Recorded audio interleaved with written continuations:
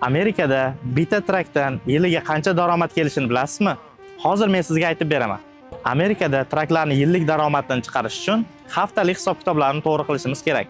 Agar bitta trak haftasiga $12,000 total gross qiladi deb hisoblasak, hozir undan xarajatlarni ayirib tashlaymiz.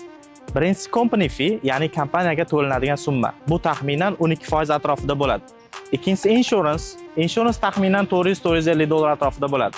Uchinchisi va eng asosiysi bu fuel. Hozirgi kunda fuel qimmat. Shuni hisobiga taxminan $3,000-3,500 atrofida bo'ladi. To'rtinchisi driver, ya'ni shofyorga to'lanadigan salary. Buning narxi taxminan $3,000-3,500 atrofida bo'ladi. Va beshinchisi bu trailer va boshqa mayda-chuyda xarajatlar. Taxminan $400 atrofida bo'ladi.